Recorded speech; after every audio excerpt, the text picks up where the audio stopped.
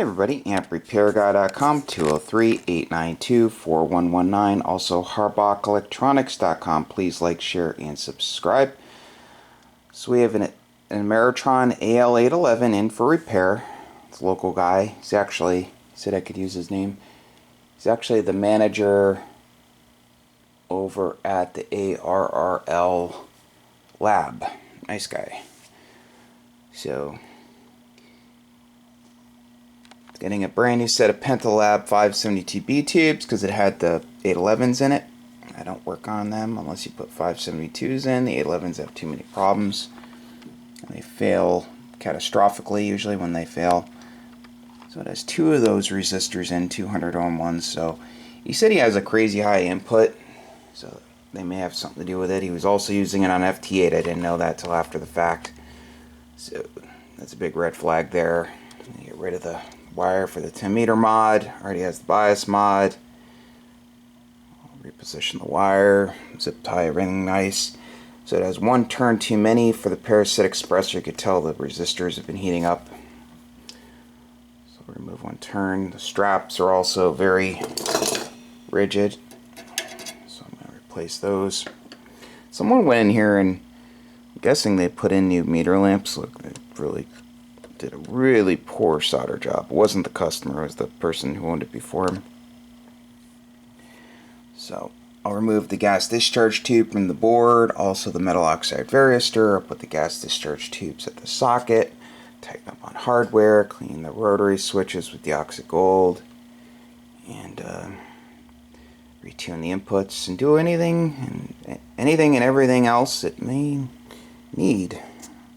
And someone's here, there's a solder glob down there. You see that? You don't miss anything. It's please send me your amp if you have an issue. It's less work for me, less money if I just do it all in one shot. When I have to correct other stuff, it just drives the price up. It gets more expensive. Okay, so also getting a new set of SO239s from Max Gain Systems. The ones in the Ameritrons always fail. They're either loose or just no grip.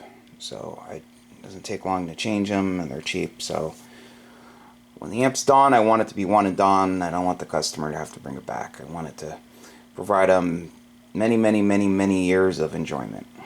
Okay, so Pentalab's great company. I can't say enough good stuff about them. Okay, so I'm going to get to work. I'll see you guys soon. One thing, don't ever turn the amp on with the straps over the shaft like this. I've seen where it's arced through this thin layer of heat shrink, and it's not good. Okay, so see you guys soon. Okay, so I put the new SO239s in. The wire for the bias mod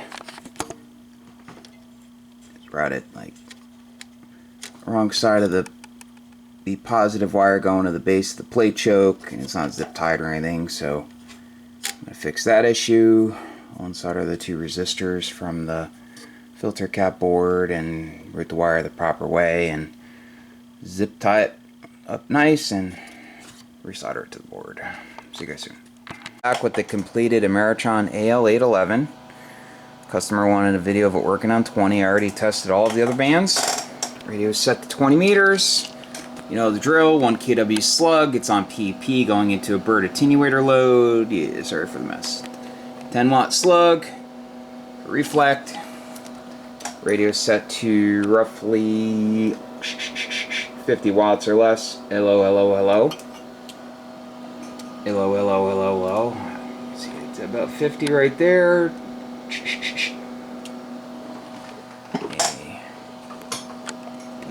Audio, hello. Tit. See, 600 watts, 600 watts, 600 watts, 600 watts. Audio, tit.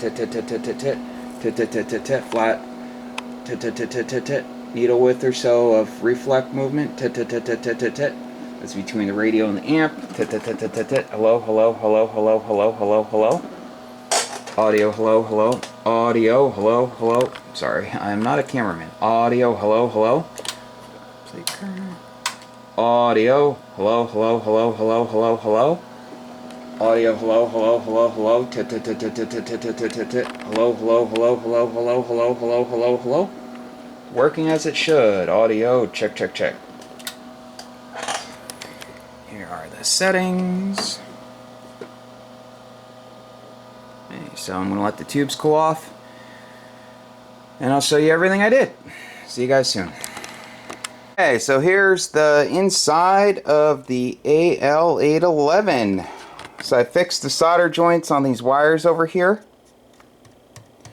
Removed one turn off each coil, so the resistors won't run so hot. That was a manufacturing mistake, having the extra one. Okay, so added the gas discharge tubes right at the base of the tube. All three are in parallel, so you only need one per side. I rerouted the wire for the bias mod. Now it's all zip tied nice. Put a longer screw in the plate choke. It had a short one, and it did not have the crush washer. So I think someone changed the plate choke at some point. Okay, so I got it all set and tried it with the two resistors. I removed those two. So with them installed, the input estimator is like crazy high, above 80. So I tried tweaking the input circuits, no luck. So these amps went through a bunch of revisions over the years, and they didn't keep documentation on a lot of it. So I don't know if they put the right caps in for the resistors. I've seen one resistor, I've seen two resistors. So instead of going crazy, you know, I just took out the mica caps, the ones that were different from the manual, and I put the proper value ones in. And 1, 2, 3, 4, 5, 6 of them, as you can see. Put the proper values in, got rid of those resistors. They're not needed with 572s. They were to take care of the problem with the 811 tube having a little arc, and I guess internal arc, and people were hearing it in the receiver. Problem with having those in there is it swamps the input, so you end up needing more drive. The customer said he needed like 95 watts of drive or so to get 600 out. So now that I have the proper caps in, got rid of the resistors, tweaked them all, and you saw about 50 watts in, gets the full 600 out. I also replaced all of the straps, all three straps. Nice and flexible. The board.